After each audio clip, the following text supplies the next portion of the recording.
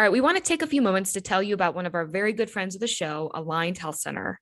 Aligned Health Center is the first chiropractic biophysics clinic in Northern Ohio serving patients in Westlake. The team at Aligned Health Center helps patients with back pain, neck pain, migraines, ADHD, digestive issues, sleep disturbance, whiplash, scoliosis, and much more. The mission at Aligned Health Center is simple: to help people in Westlake and Beechwood areas achieve the best possible health and overall wellness. They know what it's like to have constant neck and back pain. It's no fun, and they are here to help.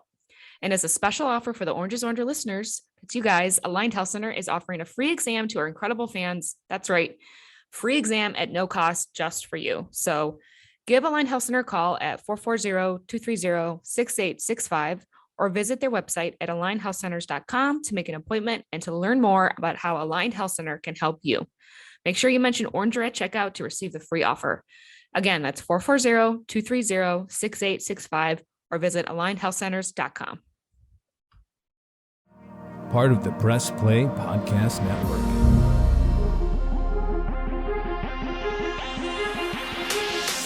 "45, 50, 45, 40, run, William, run! He's got blockers in front, 5, touchdown! Joshua Cribbs turns disaster into a score! Kick blocked! They blocked the kick!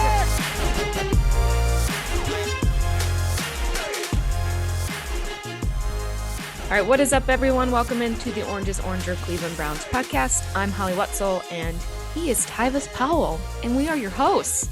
Episode 2 of 2022. Tyvis. Ooh, listen, we rolling, ain't we? Oh, we are listen. Rolling. Now, I made a promise to myself that this episode has to be better than the last episode. So, we are off to a terrible start, if that's the case. It's been a lot. It's been some technical difficulties, but you know what? We weathered that storm because we are soldiers. So, we're here to give everybody a good show as we promised.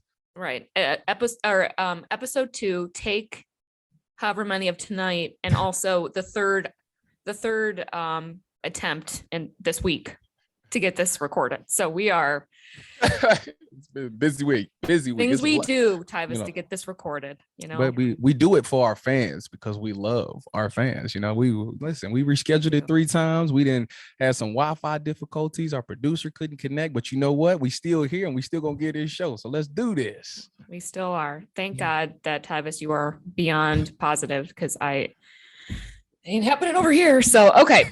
All right.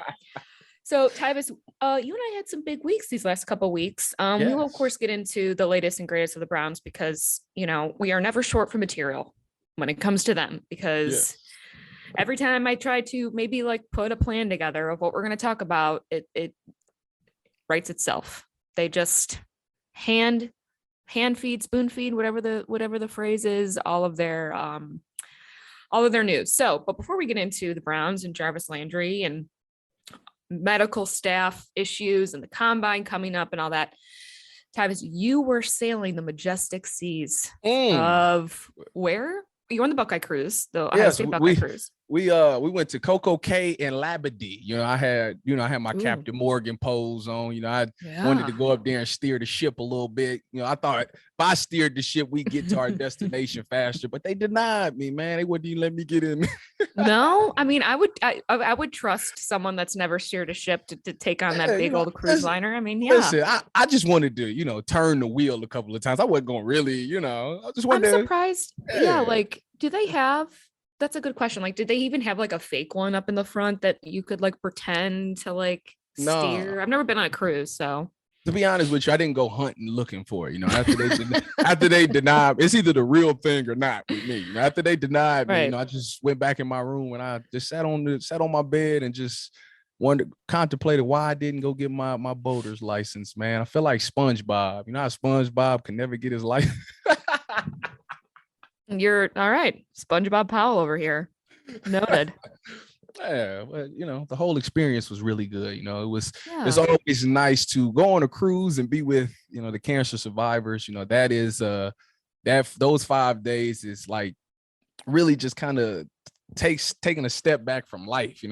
I become very selfless. You get to you think about the things that we do as athletes. Well, me as a former athlete. Well, actually, I'm still athletic. You're still an athlete. Yeah, I'm still an athlete. What I'm talking about. Anyways, yeah, you step back and you realize that, it's nice to be that, but these people have overcome something that I can't even imagine at this point in my life. Overcoming cancer. Like somebody told them like you have cancer, and I was sitting there having breakfast with them, and they was talking about the first time they heard those words from the doctor and how that affected them, and like I kind of was like, man, like that's pretty like real, like to hear those words. And these guys are the ultimate fighters because they fought it and they beat it, so they obviously are way more stronger and tougher than me, because I don't know if I would be able to successfully get it done. So I look at those guys as heroes. So yeah, for sure. It does really put things into perspective. Before COVID, and I hope to go back, I was volunteering in the pediatric ICU at one of the hospitals here, and it was always me going there. My day was never, ever as bad as their day was going to be, so yeah, especially with kids and stuff. So I get it. It's certainly an eye-opening thing, I'm sure, and certainly makes you count your blessings. So, well, I'm glad that you had a good time. You didn't get seasick. No, listen, my parents got sunburn. You got sunburn. You know what? And I did not know that Black people got sunburned. It's unbelievable. Like my wife was sitting there telling me, because my wife is mixed, so she goes, "You better put some sunscreen on." I looked at her and I said, "Baby, my father is Jamaican. Okay, we from the deep South, baby. Right. We don't need none of that. We don't need none of that sunscreen." And sure enough, I came back to the States and I went and took a shower, and I got out the shower and my wife was like, "You peeling, right?" And I'm like, "What? Me?" So yeah, I got sunburned, but it wasn't one of those things where it's like, I'm hurting and don't touch me type thing. It's just I was peeling. So, yeah. I'm a soldier though, so I ain't even tripping about that. You don't even trip about the sun. So not at all. The sun is my friend. Well, I miss the sun. It's about damn time it makes more of a presence here in Northeast Ohio. I'm overly cold. All right, well, good. I'm glad you had a good time. It's great to have you back. And okay, so let's get to the latest and greatest with the Browns. Jarvis Landry broke his silence recently. He went on good old Twitter, because that's what social media is for, to just it's a diary. Let it out. It's a diary. You gotta vent sometimes, You gotta vent. And you know what? He has stayed very quiet for the past however many months, right? We haven't heard from him, I think, since November. And it's all very strategic, right? And outside of him cheering for his friend OBJ and our former wonderful teammate, and him winning the Super Bowl and all of that stuff, Jarvis was very supportive of him, which, by the way, like, I have mixed feelings, obviously, with OBJ leaving and the whole thing. And there's things I didn't agree with and whatnot, but it did not bother me, him like crashing the press conference and wishing him luck or anything. That didn't bother me. It felt like it bothered a lot of people. Why would it? That shouldn't bother. Well, anybody that feels there's a lot of ass kissing going on, you know what I mean? But I'm like, but they're very close friends. That's not a wrong thing, I think. So the thing is that people have to realize that before sports, before they was on the same team, before any of that, these two was best friends. So like, obviously they're going to put their friendship above any part of this business. Right. The NFL is just is a business. Like, and that's the part of the league that I personally hate, and everybody that plays in the league hate. That business part, it completely takes the fun out of the game, and it really sucks. But like I said, it's nothing wrong with cheering on your teammates at all, or not your teammates, your best friend. I mean, right. So I don't see where the problem occurred. Like, yeah, you want him, and anybody that even, to me personally, anybody that really talks down on Odell, like, didn't want to see him like win a Super Bowl, because it was like, do we want Cincinnati to win, or do we want OBJ to get a ring? And it's kind of like that's kind of shallow to think. Like, this man has really like fought some injuries in his life, and it was at a point in time of his life where, people said that he would never get back to being that guy again. Like, people like, and it's sad that you would wish bad on somebody like that. I don't understand it. This man has really bust his butt to get back to where he wanted to be, and he is an elite receiver, and he's showing that, and he finally got to be on the granddaddy stage of them all, and for you not to root for that, like that's terrible that you want him not to succeed. Like, that's really sad. Yeah, I mean, it's hard because, you know, the way that it was portrayed with how he left the Browns on a national level was like we Yeah, like literally kicked him out on the curb, which is the most ridiculous thing. Like he wanted out before the season even started, right? yeah. So it and what I don't care for with him is dramatics around like that his departure from the Browns and him making this move was not something that was earth shattering and life changing. He had to make this major decision, right? And that's kind of how it's been sold from him. And he wanted out. It wasn't working, and we understand that it didn't work. We Yeah. all saw it. We all tried to pretend like we didn't see it. We tried to make excuses for it. It is what it is. The NFL at the end of the day, we talk about all the time, is a business. There's no other way around it. And he wasn't happy. He wasn't happy. If he wanted out earlier in the season, I mean, I go back and forth with that too. It's like, do you grant him that? And then I'm like, well, no, like it's giving the players more power than maybe they should have. It's a really fine line, right? Of what makes sense, because yeah, you're putting your life on the line. You're doing all of these things, but you're making millions and millions of dollars. And this is, we'll get into more of this. I didn't mean to like derail this whole thing with OBJ. I just, No, you know what? You're venting. You got to let it out, Holly. You got to let that out. You can't keep it in, because you got to go and do your thing. Well, do your thing. I don't doubt Tyvis and know that he is a fantastic wide receiver. He's a fantastic athlete. I root for people when they overcome those type of things, and I think that's great. I don't care for the attitude that he's had and the situations he's left each locker room when he's left. And I didn't care for him just kind of bowing out, not talking to Baker. And look, I don't know what happened. None of us really know what happened. That's what I'm not a fan of. That's what I don't like about him. I want it? No, but I also love me some Joey Burrow. So I was also excited to I get what you see saying. him win over. And so you look, well, and one other thing, since I'm venting. Get it out. Go ahead. Clear your mind. That's what I'm here for. I'm like call me Dr. Tyvis. You know how they got Dr. Phil? Call me Dr. Tyvis. I'm listening. Go ahead. Right. Well, when he left, right, and everybody was like, and then Baker had this amazing game the next game, and it was like this whole thing, and we thought, yep, OBJ was the problem and all this stuff. And it turned back on us to where when he does win and he does go on and do this, yeah, you want to be right? Like you want to be. I'm not saying that we couldn't be right, but none of us thought that he was going to go and pick a team that was going to go to the Super Bowl and win. I mean, that wasn't my first thought. Put it that way. Did I think of that's possible? Absolutely. Did I think that's exactly what was going to happen? No. Why would he not? Why would that not be your thought? Everybody plays the game to win the Super Bowl. Like, think about. Yeah, but as a fan, we don't think that, right? Like, that's not our first thing. It is for me. You got to put especially in that position that he was in. I mean, he truly got to kind of pick where he wanted to go, and it was in the middle of the season. It wasn't like, this is the beginning of the season. This was in like week 9 or something like that. So he got to look at the records, see where they stood, seeing the roster, seeing how things was going. And he was like, think about it. His career has been pretty good. The only thing he lacked so far was playoff wins and a chance to play in the Super Bowl. That was his thing. So he looked at these teams and he said, well, what team gives me the best chance to make the playoffs and get to the Super Bowl? Because honestly, if you think about his career, the biggest knock on him is how does he perform in big time games? Well, everybody goes back to his giant playing days where he was in the playoffs and they had the little Bowden trip and he came back and he dropped passes and they lost the game and he looked completely terrible. That was like the number one thing. So obviously he wanted to right that wrong, and the Rams was providing that. So it was actually the smartest thing he could have done. Right. Well, for him, I'm talking about my thought when he left the Browns was not that he was going to go and end up winning a Super Bowl.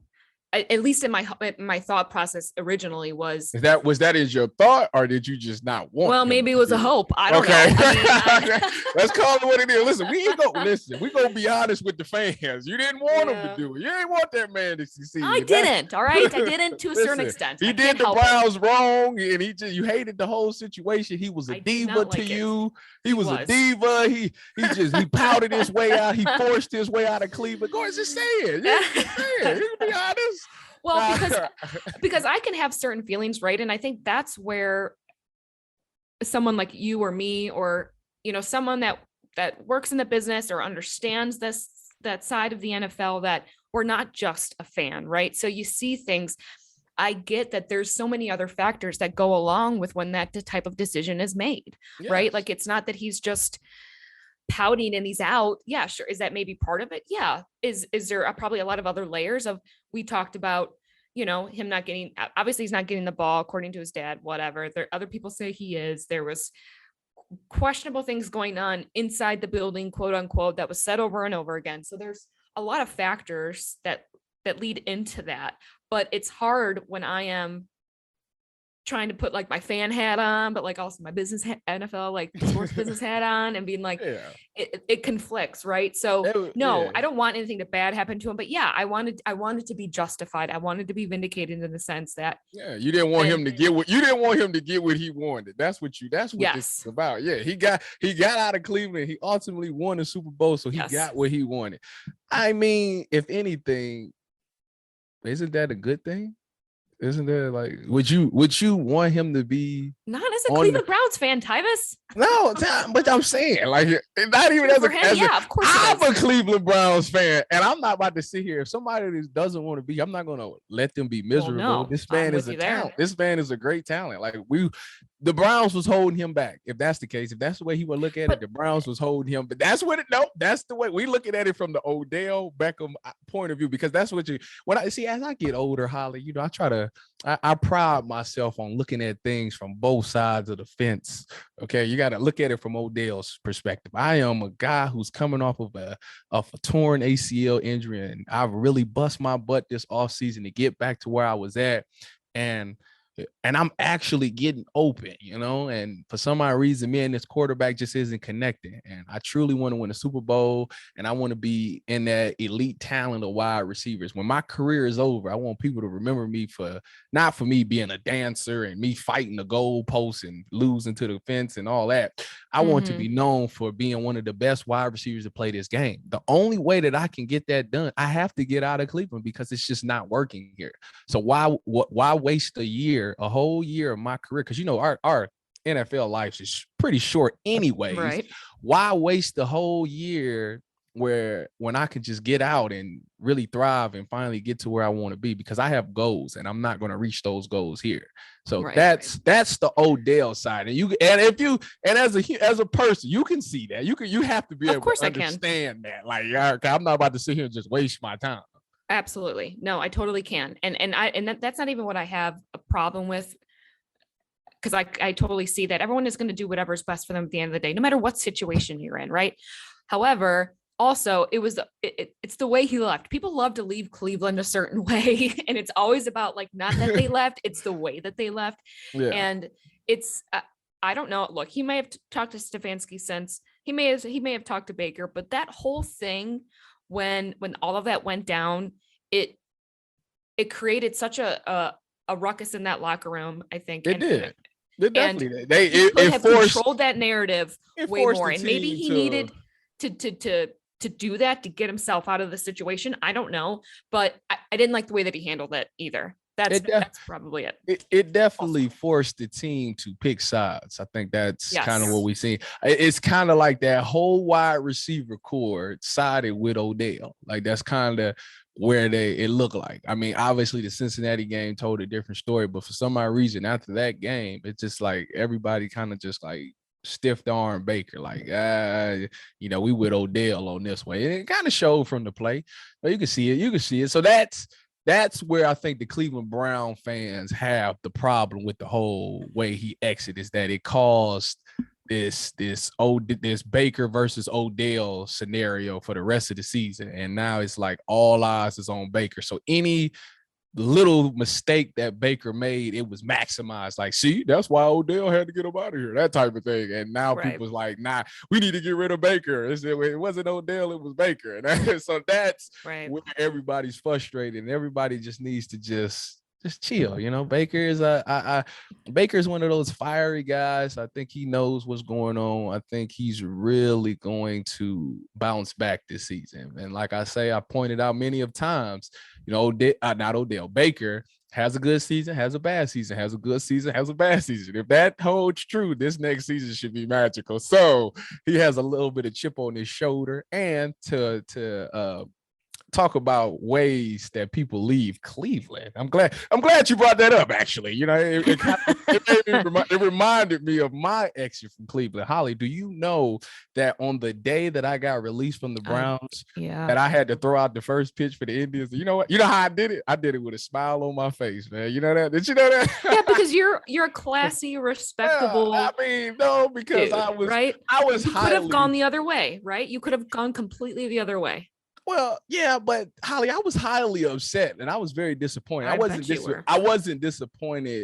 I wasn't necessarily disappointed in the Browns. I was disappointed in myself more than anything. And the reason that I threw the first pitch out, I mean, come on now, this the Cleveland Indians. You know how many people dream about throwing out the first pitch? You think I ain't gonna throw that pitch? Listen, that pitch went from me just throwing out a regular pitch to me being unemployed, and now it's a tryout. You know, I was auditioning for the Cleveland Indians. That's the way I looked at it. Yeah. I mean, you're wearing a hat right now. No one can really see, but yeah. You know, that's my thing. I always wear. I don't know if I want to get this Guardian hat, man. This is completely off topic, and I apologize. We really gonna get to the Browns. I don't know if I'm gonna buy a Guardians hat. But anyways. I don't think I am either. I'm still wearing my Indians gear. I can't help it. It is what it is. Let's get to Jarvis. All right. So all of this. Never. This is what the show is. So so let's the Jarvis thing, which I was, starting to, was that. So yes, he went on Twitter and voiced his frustrations, which I would say frustration, right? Not so much anger, Tyvis. It was just seemed like he'd kind of hit his breaking point, right? And I think he knows what the timing of what he was doing. And let me start here. I want to read the tweets and I'm going to go through, we'll dissect them because I have a couple questions and comments about it, but then also it leads into our discussion again next of the being medically cleared to play and what the Browns did this year or didn't do this year, right? To where the Browns players felt maybe a little bit failed, because you definitely get that hint from Jarvis. So his first tweet was, reality behind all this is I came back to play in the best shape of my life. I got hurt week 2 with a high-grade MCL sprain, partial quad tear, and bone bruise. Then came back way too early and ended up staying hurt the entire season. You never heard me mention anything about it. Now, first part, came back way too early and ended up staying hurt the entire season. So I was trying to look back to see when he got hurt week 2, yes, against the Texans. And then I think he was out until week 7 when he played against the Broncos. And then he got hurt again week 11 against the Lions. I think that's the correct breakdown, but if I'm wrong, sorry, everybody. Just to remember the exact weeks that all this happened. So if he was hurt the whole time, right? He says, I ended up staying hurt the entire season. And I get it. When he was hurt before last season. He had gotten hurt obviously a couple times this season. And yeah, like that's part of the game, right? These guys get hurt. As you know, it's, you play through pain, you play through injury. So, and then he says, first with that, came back way too early. He came back way too early, he says. Now, that could mean the Browns medical staff cleared him when maybe they shouldn't have. Or is it he thought he was okay and came back too early?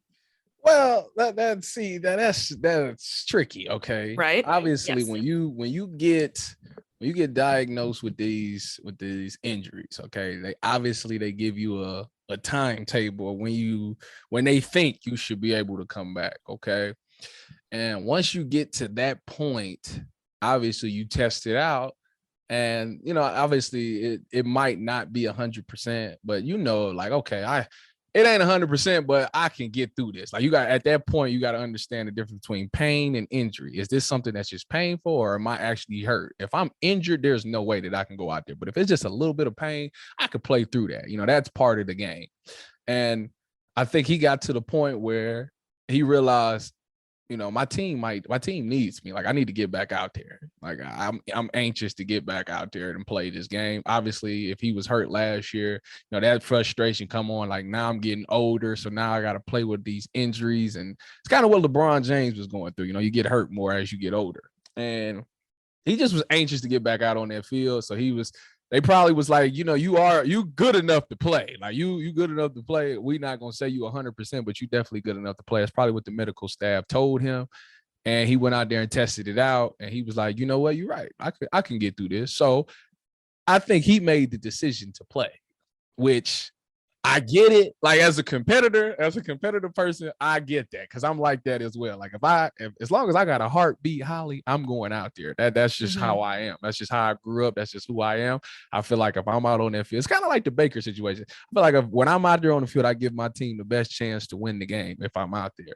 So I think that's what Jarvis was. And as a medical staff, it's up to you you can either step in it and say, no, you can't. No, you need to think about your future. We need you deeper. You need to rest some more. You're not ready. Or you can step back and say, you know what? We need you in the game because we need to win games. So it's about what's more important to you.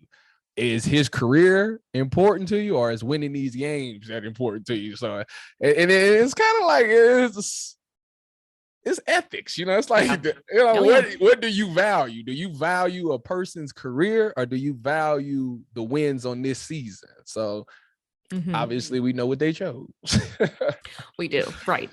So that's the first part, right? I mean, I'm sure, again, there's a lot of factors of, you want to go out there, you want to prove, you want to play, you want to earn money, you want to get all that done. And just as a personality thing, like you said, I'm sure that's obviously a major part of it. That's why you're a professional athlete. It actually reminds me of when I apologize for cutting you off. No, you're fine. Very rude of me. My mother didn't raise me that way, but it reminds me of when I was with the Dallas Cowboys in 2019 for the preseason. So I ended up straining my quad.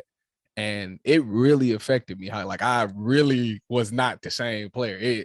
It was to the point where in practice, I'm like, I can't even run no more. But they was like, to me, as an undrafted free agent looking to make its team, you have no choice but to go out there now. I know I should have just said, you know what, let me just rest it. The right thing to do is to rest it, but I have to make a team. If I don't make this team, I need to make 31 other teams. I need to have film out there. So I definitely went out there and played. Now, it was points where there's a lot of things that happened during courses of games where I know if I was 100% healthy, I would have made that play. But due to the fact that my quad was messed up and I barely could run, I had no choice. So it actually did me as a disservice. So they let me play. They was like, Tyvis, you need to rest, but it's like, I need to make this team. So, it's kind of like the same thing with Jarvis, you need to rest, but your team needs you. So. Right. And that goes into now with it, and it makes you question, obviously, the entire debate of pretty much this whole season was, should have Baker played? Was he too hurt?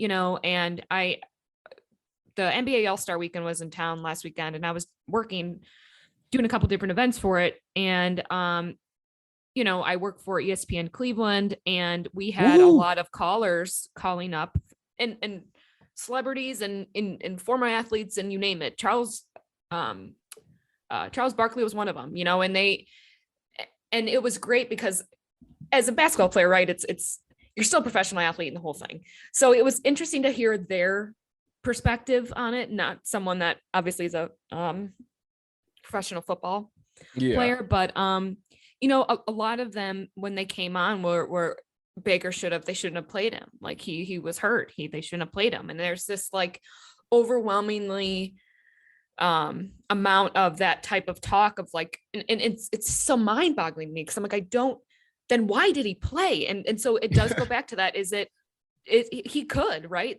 That's what it was. It's playing through pain, like you said, or is it an injury? And I know that he had a lot to prove this season. I know that the Browns wanted to see what they had with him, so they did put him out there. But it's interesting now. So this is the second person, actually now the third. Well, Jedrick Wills hasn't come out and said anything, but they kept putting Jedrick out there. Yes, right? they did. And he kept getting hurt. and they kept taking him out of the game. Conklin too. He went out Conklin there. too. Yeah. So it does, you can't help now but be like, okay, so wait a second, like what's going on with our medical staff? Because if not that they're making these major mistakes, but the fact that this all happened last season, it does make you kind of question the process. And I know that being medically cleared, quote unquote, is not going to be the same thing for every injury. Clearly, there's so many different protocols, I'm sure that. So can you walk me through getting medically cleared for one of your injuries? Did you go through that process? What was it?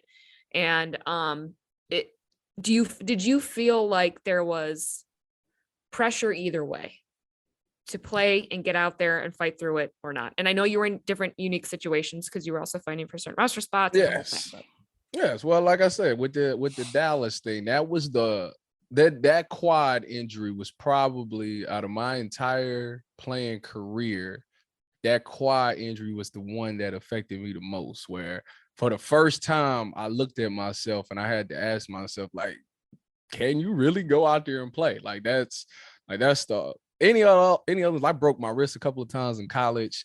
That's fine. You throw a cast on that, you good to go. I had a bunch of separated shoulders and AC joints. That's cool. You know, you put a pad on it or you get the cortisone shot in your shoulder. That's cool. You just go out there and you play. But when it comes to your legs, Holly, and being a DB, like that's your money maker. So me not being able to run full speed, like that was. But the way they cleared me was, they was like, I would come in and I would do my rehab, okay? And then we would go out and practice, and they put me through some drills. And if you can get through the drills, in they mind, if you look good and you ain't limping and you good, in they mind, it's like, all right, you good enough to play. The question is, do you want to play? Like, do you want to play? Now they'll tell you, like, we suggest that you shouldn't be out there. Like he literally said, the only way that this quad injury is going to get better is that you need to rest it.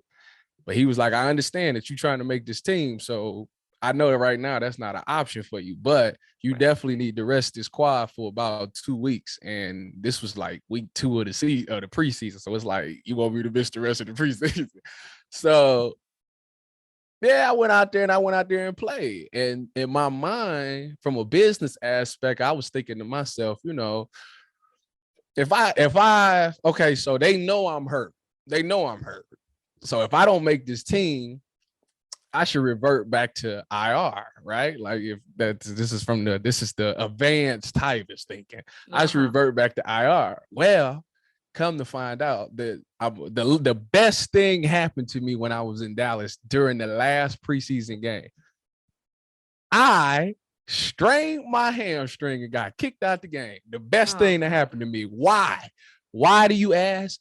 Because if I got released, but I reverted back to IR. Now, if I didn't strain my hamstring, Holly, do you know that I would not have reverted back to IR for the quad injury? Because listen to this. I'm schooling you. I'm giving y'all some classified information right now. I'm here for it. What better way to show other teams that you are healthy enough to play than by playing in a football game? So they was going to release me with nothing, no pay, nothing, because you proved to 31 other teams that you healthy enough to play because you played in the game, full game, finished the game and everything. So yeah, the best thing happened was that I strained my hamstring. I kicked out the game so I could get some money off of that deal. So that's right there is the hardships of the NFL, ladies and gentlemen. Yeah. Well, that's playing the game, right? Literally and figuratively. I mean, there's and that's where I know that it does get tricky with, I'm sure it's, I want to play. And I think Baker maybe now, I don't know, in his situation, it's, it was him every week, I'm fine. And I decide if I'm going to play or not. And that whole talk. And then the season ends. He doesn't play that last game. Then he's going to get surgery right away. And that's all he's talking about. And he's hurt. And it's like, wait a second. Like, so the narrative completely switched. Yeah. And was it, well, I realized that I probably did myself more harm than good. So I gotta get this done. And so then where does the onus lie, right? Does it lie back then? Is it not the medical staff? Because they're saying, hey, we're saying we don't think you should, but technically you can. Yeah. So go Yeah. ahead. Yeah, I mean, and so then maybe it's so the heat then should come off of some of the medical staff. Because, no, it should for sure, because these right. at the end of the day, these is grown men that's making these decisions. Like they can suggest all they want that if you play in the game or not. Like when I was in my last year in Denver, like we was playing, I can't remember who we were playing, but it was like a meaningful game. And Von Miller was hurt. And they was like, Von, you know what we're gonna do? We're gonna let you go out here and warm up, and we're gonna see how you do. And Von went out there and he didn't look so good in warm-up. So they said, Von, we're gonna suggest that you not play. And guess what Von did? Not play. So yeah, he had the ultimate decision if he wanted to play or not. And he decided not to because he realized what was more important. His career was more important. You know, it's just one game. Like, I need some rest.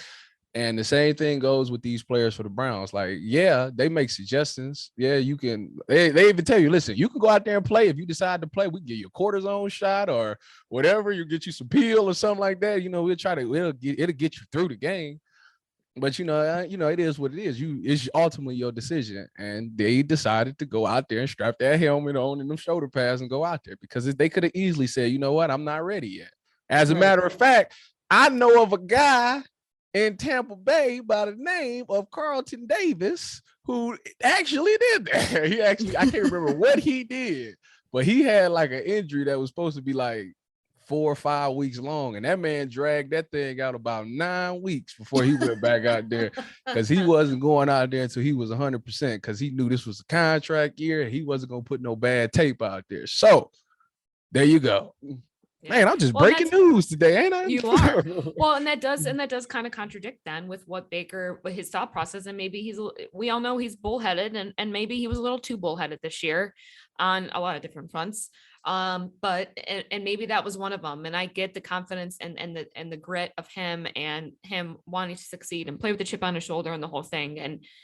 And hopefully he's realized that, well, that probably obviously was not the best thing for him at this point, because now it has caused such a divide of whether or not he's good. Wait a minute. That divide was there before the season even began. Well, not after the end of last season. Yeah, it was. End of 2020? Yeah, it was. No, not even close to what it was this year. It is literally about 50-50 on people that thought Baker just wasn't good. Period. Even if he at the end of 2020? Yeah, they said, listen, they take D White over him today with all the allegations. That's what they were talking about last year. And you know what? I want to say he came out and addressed that. Like somebody said something. And he was like, y'all are unbelievable or something like that. It was Deshaun Watson when there was talks about that. Yeah, there were some people, 50-50. No. It was 50-50. I'm telling you. Mm-mm. I'm telling you. It's a lot because it's a lot of Ohio State. Who are you hanging out with that I need to know who's thinking that they would have traded? Because since you're breaking news over there, please, by all means, break away. No, this is just my friends that's telling me this. I keep, Holly, when you get my age, get your age, you get my age, you keep your ear to the streets. You got to be able to, you got to listen to what these people are saying. You got to listen to, got to hear what the streets are saying. And maybe they were right. I think at this point, I certainly thought, look, I questioned Baker in 2020 up until really his whatever. I think that was at the Bengals game. Yeah, I think it was Bengals game. That's when Odell went out with the injury, and then he had to throw a touchdown at the end of the game to DPJ for the back shoulder fade to win the game. Yeah, that was yes.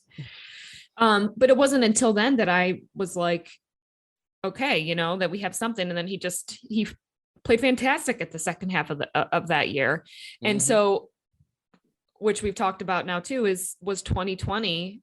The anomaly, right? Not last year was the anomaly, and we had 4 coaches and the whole thing. It's a laundry list of excuses. But I tell you what, I do have a professional friend and NFL player who tells me, now this is his thought. He said, and I was talking to him, tell me what you think about Baker. And this guy, whose name I won't mention, was saying that he would trade Baker because 2020 was just the outlier year. Before that year, Baker doesn't really throw 20 plus touchdowns. He throws a bunch of interceptions. So I would trade him. That's what this what he just told me, like maybe 3 months ago. Maybe he was like, I trade him in this off season, right? Why he's at least a little bit got a little value to him.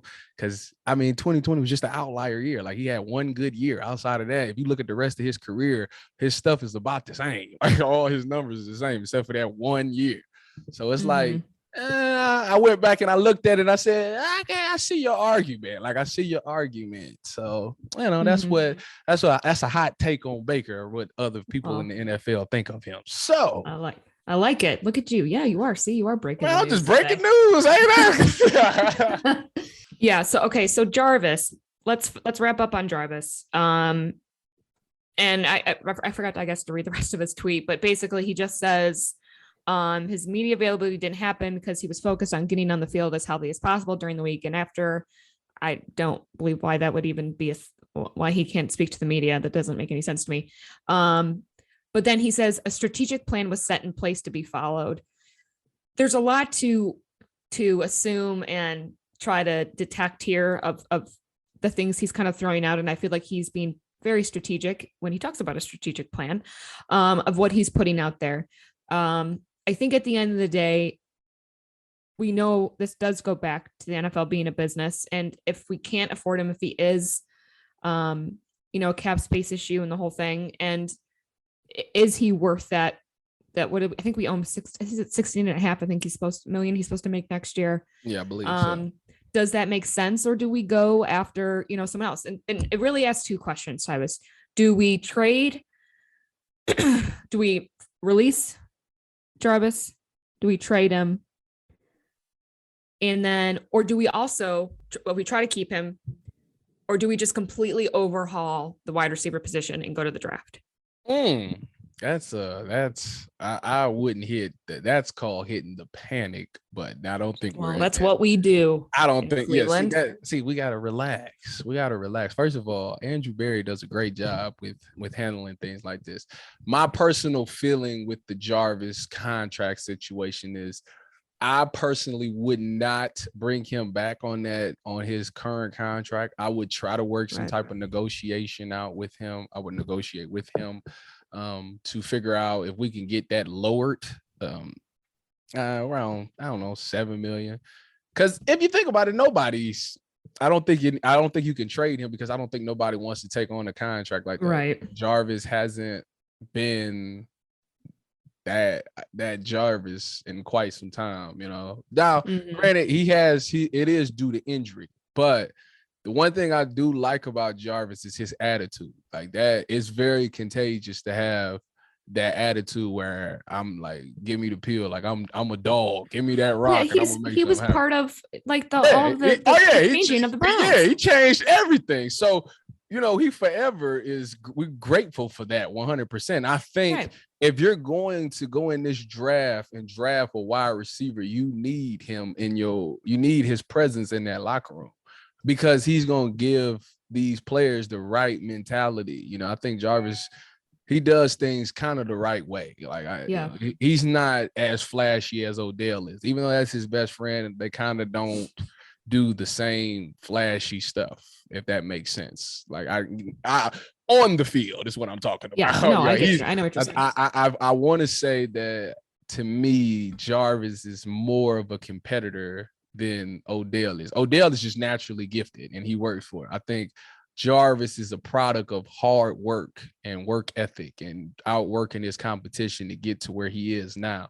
And I think if you're going to draft a wide receiver, a young wide receiver, you need a guy like that to look up to, because he's doing things the right way, So I think you kind of need him in his presence in the locker room. So I would keep him on that account. I just don't think trading him, nobody's going to want to take on that contract, because everybody's about to release somebody, because everybody is close to the cap. So there's going to be a lot of cap casualties. So I don't think nobody really want to take on that contract either. So, I hope they could figure something out. I think it would be in his best interest to stay, because I think was pretty productive in the Browns offense when he was healthy. And I think him and Baker has a pretty good chemistry. Obviously not this season, but their chemistry was pretty good. So I don't see why he would want to leave unless you go into a Kansas City or something like that, where they just throw the ball 100 times a game. Then I understand that, because you want to, for the same reason Odell left. But I think you got a good chemistry here. And if you can somehow find a way to, like, you've been here, you started something, you know, my mother always told me, if you start something, you finish it. And he started something here, and he got to watch it grow. You know, obviously it regressed this year, but it's still there. And I think he wants to see it through. I think that's just the type of guy he is. So yeah. And yeah, like I said, I think he was very strategic with what he put out there on Twitter. I don't think people would blame him for leaving. I think, you know, it's we're in such an interesting time with social media too, where, you know, people might say, like, why is this happening so much with the Browns and blah, blah, blah. And I'm guilty of that myself, of the social media stuff. But at the same time, I think to myself, like, this didn't exist for a very, very long time. There was no outlet like this for any athlete to express their feelings, to maybe share their side outside of an interview on TV or on radio. I mean, there was no other outlet there. And I think we're just also getting adjusted to this new world of athletes with social media and them expressing what they want. And it's, when it comes to a lot of their contracts and stuff, I think it's becoming a much more free type of atmosphere when it comes to this stuff, that they can. And so I always thought, man, like, and I still do, I'm like, it's never old the Browns, and we're tweeting away. That's how we started the show today. Right. But I do try to remember, like, this world of social media has not been around very long.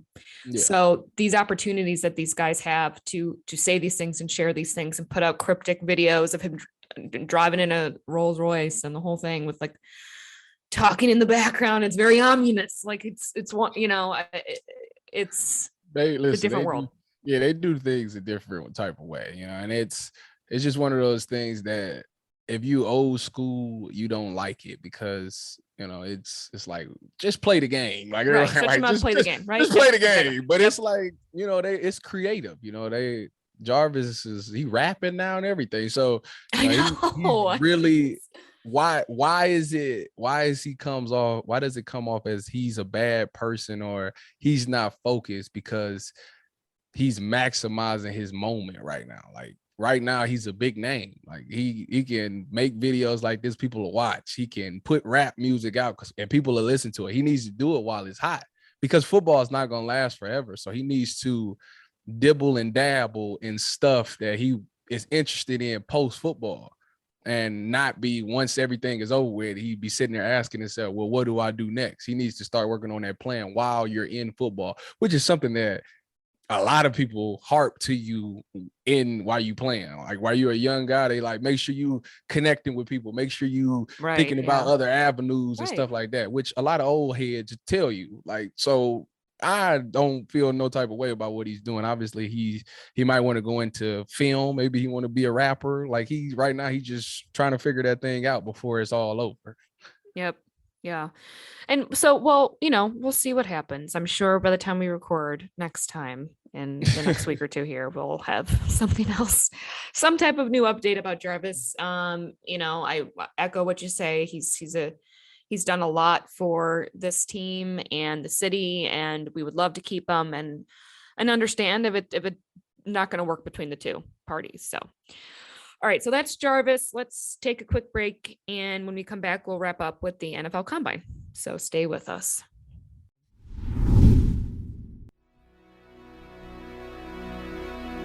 Hey everybody, it's Sam Amico from Cavs on the Break NBA podcast. Be sure to give us a listen for all your Cleveland Cavaliers recaps, analysis, breakdowns, draft talk, free agency. The list goes on and on. Give us a listen, Cavs on the Break NBA podcast.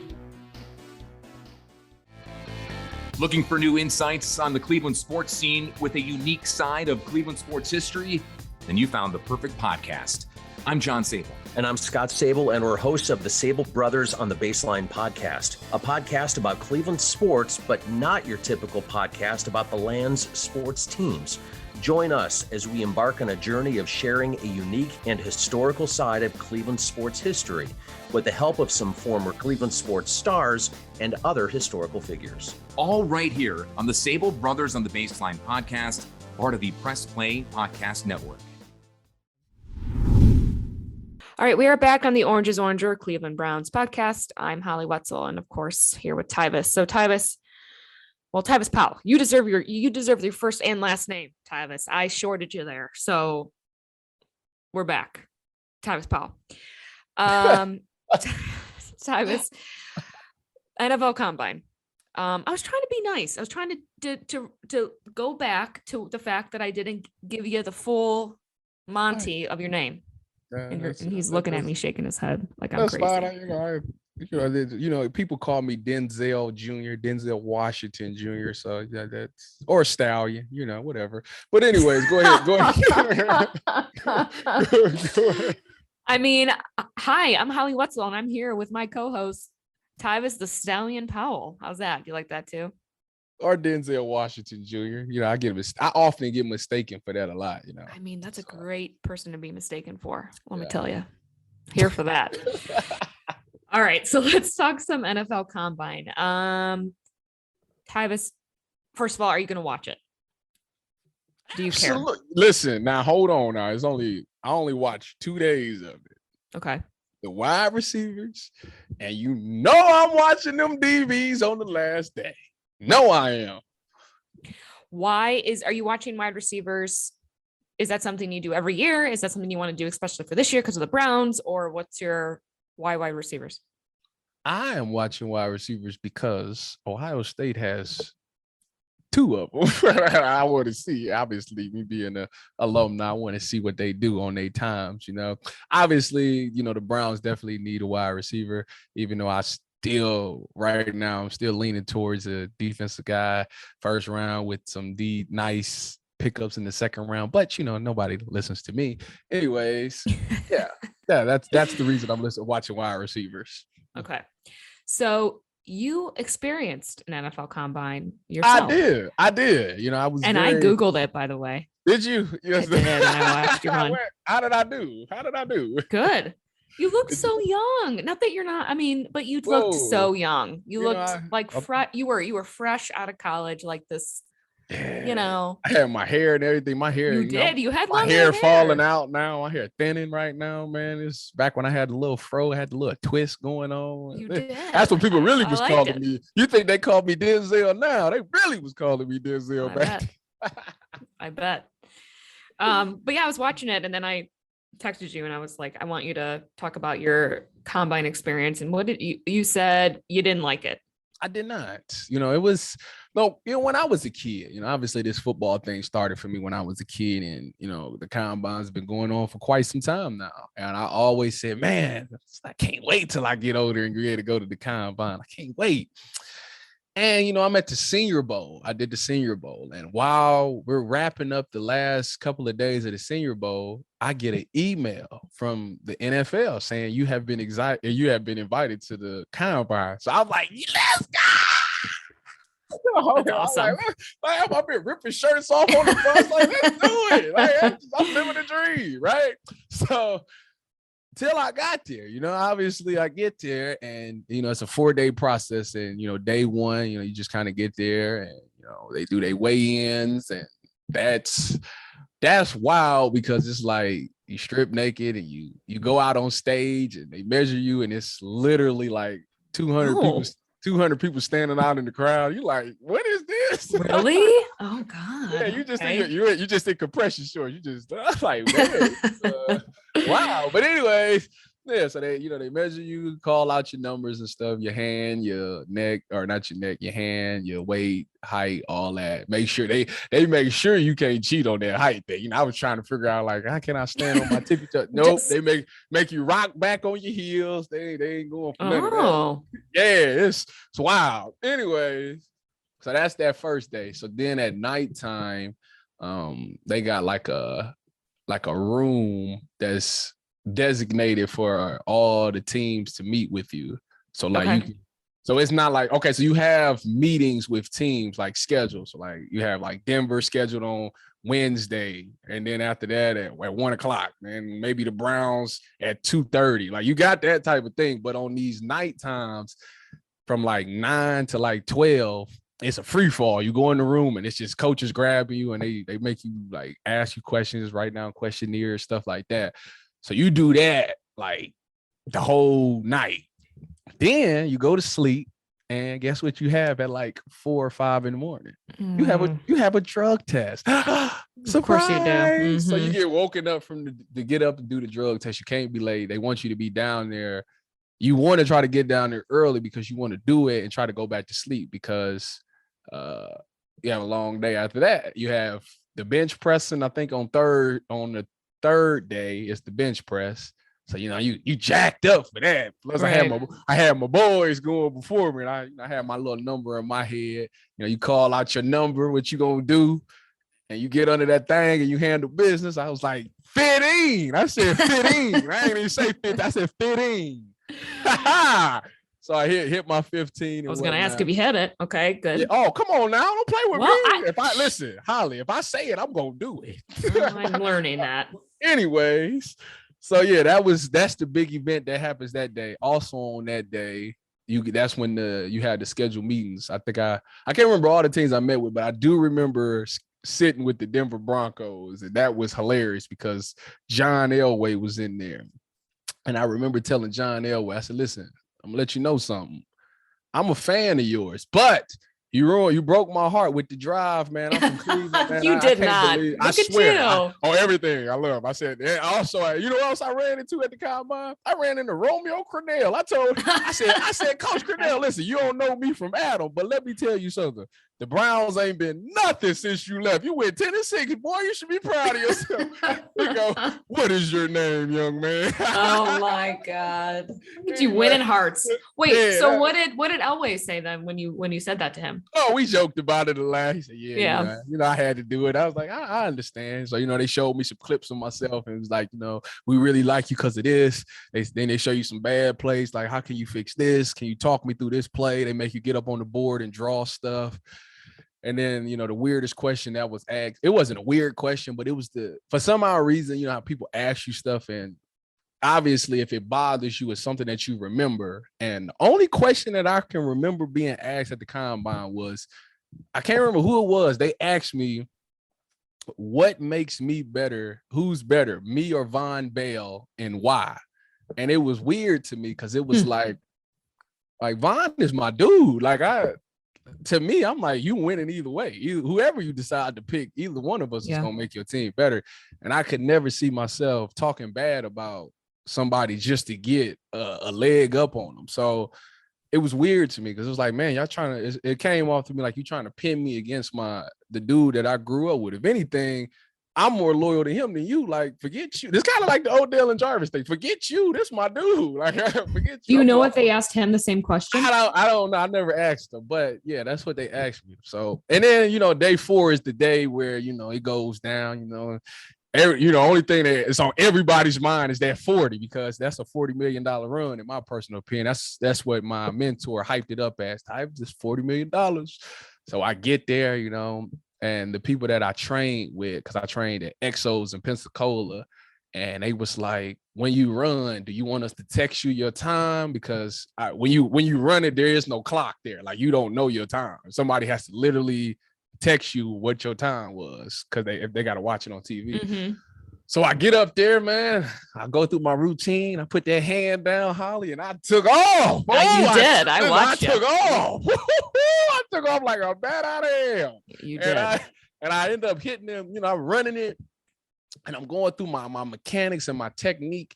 And I remember crossing the line. And I was thinking to myself, man, that felt like a 4. That's like a 4.5.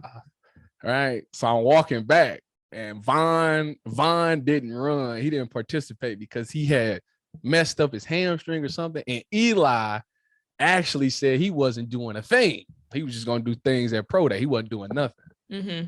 So I looked at him, and they was like, They was like, "Do you know what you just ran, bro?" They like, "Bro, you just ran a 4.4 for real." But they like don't get excited because it's not the official time. You just because it's like it's been a lot of people that ran some times and they ain't really once they do the official time, it ain't been the same.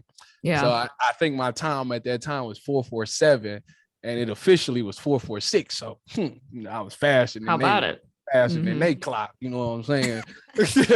And then after that. After I ran that time, you go do the rest of the drills. I was gassed because we did jumps. You have to be. I mean, we did jumps and then we did the 40. Then we stopped and did position drills. Then after the position drills, they wanted me to do the 3-cone and the pro shuttle. And I'm like, I can't run that. I ran it. Obviously, I ran it, but it's like I didn't run the times.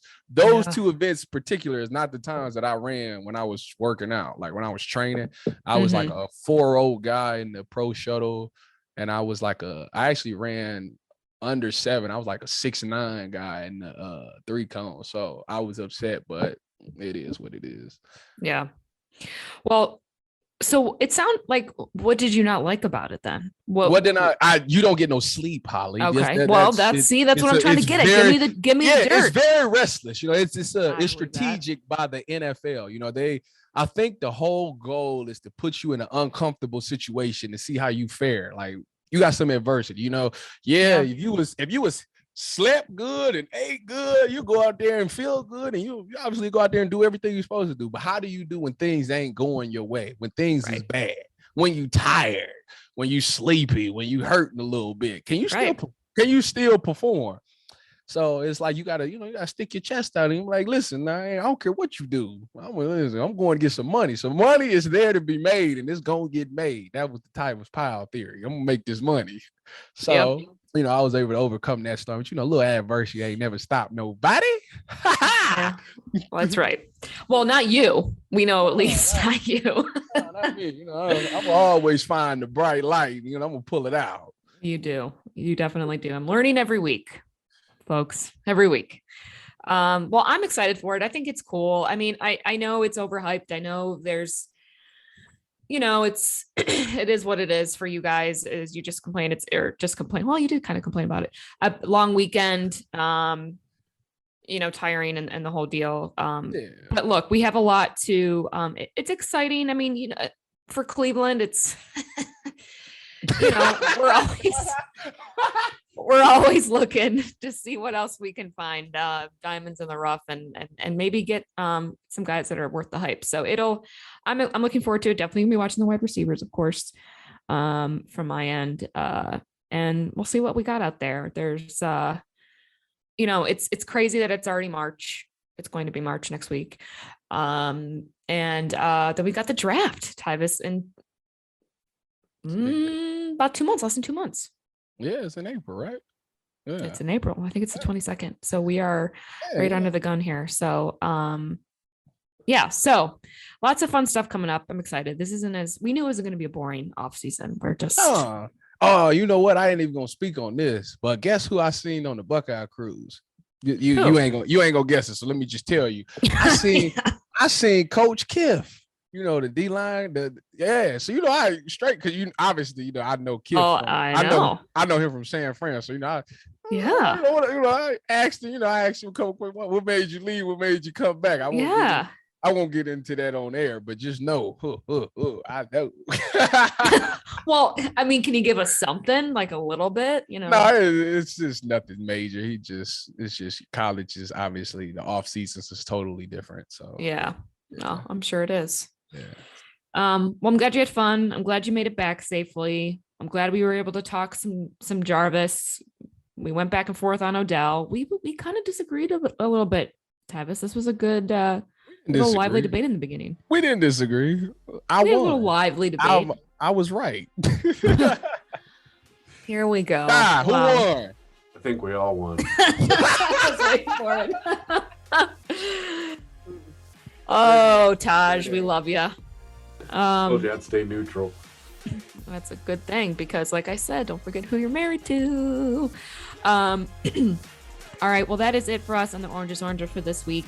We'll be back after the combine, and we'll be able to start talking some draft stuff, and I'm sure the latest and greatest news coming out of Berea. So thanks for joining us. This is the Oranges Under Cleveland Browns podcast. I'm Holly Wetzel. He is Tyvis Powell. Make sure to like and subscribe on Apple Podcasts, and we will talk to you guys next time. So go Browns.